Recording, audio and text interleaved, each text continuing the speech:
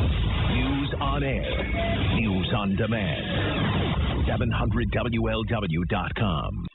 Adam Greenberg joins me now, bug expert. How do you get to be a bug expert, Adam? Found bed bugs myself, traveling a few different times, and I'm in the home medical supply business where customers from around the country for the last 6 years have been asking us to find solutions for bed bugs. How is it possible that something that is so old that we really didn't think was a problem in America anywhere starts becoming a problem? Big in New York, certainly big in the tri-state. How does that happen all of a sudden? Well, bed bugs have been coming back from other countries now for around 15 years. So they were growing in numbers and small numbers for the first 5 or 6 years. But really over the last few years now, there's enough of them that they're showing up in more than just, traditional hotel rooms. They're showing up in schools and colleges and hospitals and all over the country. So is that how it is? It's the people coming from other countries that are bringing them in. I imagine it would be pretty common if you came here illegally because you weren't going through, proper channels that you might see an increase because of that. It could be, yes. Originally, they came from other countries, but again, that was so long ago. They came into the port cities like New York and San Francisco and by way of Toronto and places like that, Philadelphia and D.C. But now they're so widespread within America that you're more likely to find them staying at a hotel here in the United States than you are out of the country. So they're excellent hitchhikers. So they're coming in from people's bags, and they're, spreading from place to place. Most people don't realize that they even have bed bugs on them or in their belongings for 6 to 8 weeks. So during that time, one person can spread bed bugs to many other places, whether it's their workplace or family members, or if they live in apartment buildings, they're spreading from unit to unit very, very quickly, and they're very difficult to eradicate. So why Cincinnati, though? I mean, I understand the hotels. I understand, people carrying them in and out, and that's got to be a whole problem unto itself in the hotel industry. But why Cincinnati? Was it just the luck of the draw, the right factors happen, and here we are? Cincinnati really is not very unique. Most urban areas in the United States now are dealing with a very significant bed bug problem. Cincinnati was actually more proactive at tracking the bed bug problem earlier, so it appeared that they were having a problem earlier when, in fact, they were just being a little bit more aggressive at trying to find out, where the bed bugs were active. But anywhere you have urban areas with lots of people living in close quarters, especially apartment buildings, the laws have been very unclear over the last 5 to 10 years as to whose responsibility it is to pay to get rid of bed bugs. And therefore, a lot of people feel that their landlord is not taking care of the problem properly. They'll go to the local hardware store and buy many over-the-counter products for bed bugs. And these things generally are not effective. They're misused, and what they do is they spread the problem even quicker and make it more difficult for the professional exterminator to come in and get rid of bed bugs. So bed bugs is just really, it's not a do-it-yourself problem. It's something that you do need a professional to come in and take care of. It can cost a lot of money, and therein lies the problem. A lot of people just don't have the time or the resources to get rid of bed bugs the proper way. So generally, they do keep coming back if you haven't got every single one of them. That actually makes me feel better because I was a little worried about my coworkers. I was ready to pin it on a couple of them. I mean, Sherry Rowland and Wildman and Seg. These are all people that I question what they do when they leave here, and I thought, well, it might be them bringing them in. And are they going to end up at work? Absolutely. They've definitely been found at workplaces, quite frequently, but they don't multiply where people are not sleeping. So if one bug is brought in, it might find its way back somewhere else, but they're not going to be large numbers in workplaces. But people who have bed bugs at home do need to take precautions so that they're not bringing them to work or sending their kids with bed bugs to daycare, places like that, or schools. So they need to keep items segregated and wash items carefully. Maybe have a separate items where you keep it in a zippered plastic bag, which is where our product, the BugZip, comes in handy. Again, it's a zippered vinyl bag that you can use to protect items, whether at home or when you're traveling. You can use it in a hotel room or at your family member's house to keep all your items zipped up, and then the bed bugs cannot crawl into your bags and come home with you. So you're taking precautions when you're outside the home so that you're not bringing them back with you and starting a problem in your own bedroom. That makes a lot of sense. But, okay, so it's when you're sleeping, I get that. But what is it about the sleeping that you're not moving a lot? that it's dark out? I mean, what is it about sleeping that's when they're gonna get you? Yeah, bed bugs are very smart. They've been around since cavemen, so they're very in tune with our sleeping behaviors. They need to come feed on you like a tick for 5 to 10 minutes at a time. They're drawing blood.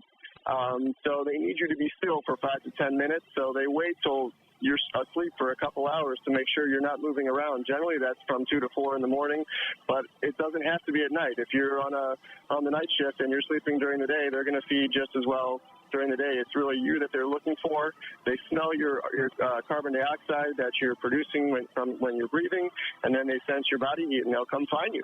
See, I got a lot of sloth-like people around here. I think they could, supposedly working at their desk, these things could be getting them then.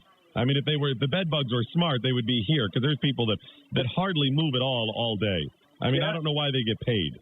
That's right. I mean, it's possible, and certainly we found them in New York, has found them in movie theaters, places where people are still, for periods of time. The more the bed bugs multiply, the more likelihood that some could be on the move. So it's definitely a real problem. It's not a media-driven event. We're just talking with thousands of people around the country, every week that are dealing with bed bugs and are very frustrated. So, people are looking for solutions, and there are things you can do, but you do want to work with your exterminator if you believe you do have a bed bug problem. You don't want to treat it yourself. You're just going to make it worse. So what are the warning signs then? The little bite marks? Bite marks are definitely one warning sign, but bite marks by themselves do not mean that you have bed bugs. It could be many other things. So you don't want to. Could be your pervert neighbor sneaking in. Right, exactly. So the telltale signs are black spots. These are their fecal spots that they leave. After they feed, then they'll leave a black mark on your mattress or your box spring somewhere around the bed that you can see to identify that, hey, these black spots shouldn't be there. And they kind of look like mold spots. Or you might see skins. As they're growing from baby to adult bed bug, they have to shed their skin 5 times. So if you see little crumpled up bug skins around the head of your bed, that's definitely a sign that there could be bed bugs. And then the bites. And, if you're looking closely, once you see you might have spots, you get a magnifying glass and a flashlight and start looking for places where they could be hiding underneath your box spring or, around your bed, your headboard, those types of things. And there's monitors that are available. They're very economical. There's home monitors now on our site, usbedbug.com, around $20 per bed. You can put it up and check it once a week, once every 2 weeks, whenever you change the sheets. Again, a flashlight, you're just looking for black spots. Very easy, so you don't have to identify, is that bug a spider or a bed bug?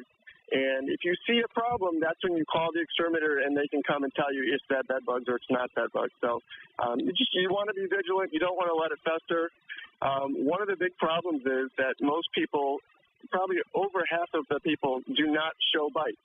So you don't get that early warning sign from the bites that bed bugs are in your room, which is why you do need to do these other inspections to see if you have a problem. I got to tell you, if I knew somebody that put up one of those that to determine if they have them so they would check it, I would start filling it with stuff. If I had a friend doing it, I'd start messing with them just to flip them out. But okay, well, I appreciate the insight and the information. I haven't noticed any problems, but I'm sure there's a lot of people that have thought about it, just because it's been in the news.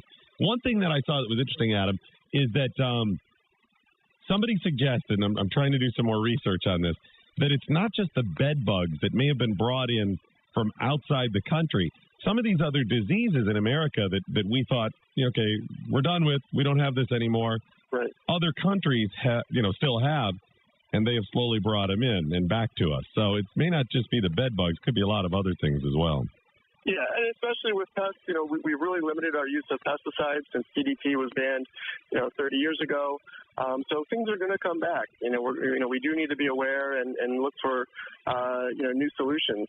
But with bed bugs, the EPA is telling us we're still at least 3 to 5 years away from some pesticide that can be more effective against bed bugs. So it's going to be a problem that's not going to go away quickly. All right. Thanks so much for your call. I really appreciate it. It's Adam Greenberg, bug expert. And what I do is I put your information on my blog so people can track it and look at the different products that you mentioned. Thank you very much. Thank you. Appreciate it, sir. Get to a quick call here. Tony in Springfield, how are you? I'm fine, thanks, sir. How are you? Good. Did you experience bed bugs I didn't. My daughter last Wednesday night had a couch delivered from one of the companies. I'm not going to mention that company's name here in Springfield, but it's like a rent-to-own company, and they had repossessed a couch. Oh, no. And my daughter and her boyfriend just moved into an apartment, and they have 2 kids. And they brought the couch in.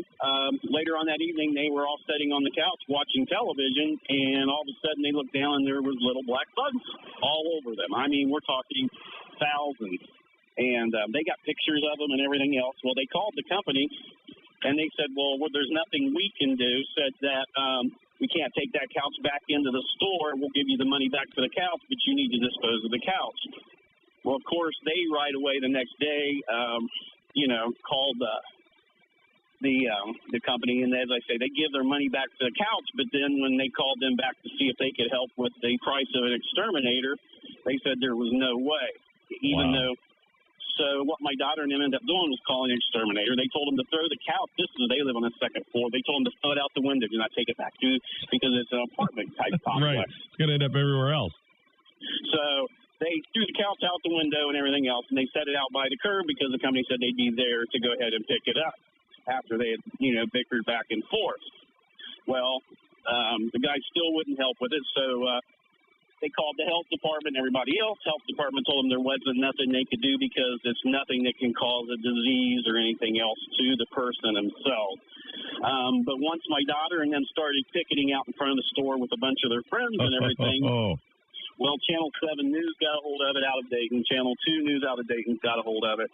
And so they had 4 days to clean up the store before the health department ever came in. So, but they're still fighting on just trying to get them to pay the price of the exterminator, which is $500. Yeah, no, I completely understand, Tony. That's crazy. I mean, that's something to be aware of. Absolutely. Well, stay on it. Let me know what happens. You can email me anytime, doc@700WLW.com. But it sounds like, Channel 7 or whatever's on it. That's definitely a good thing. Thanks for the call. Appreciate it. It's Doc Thompson at 700 WLW.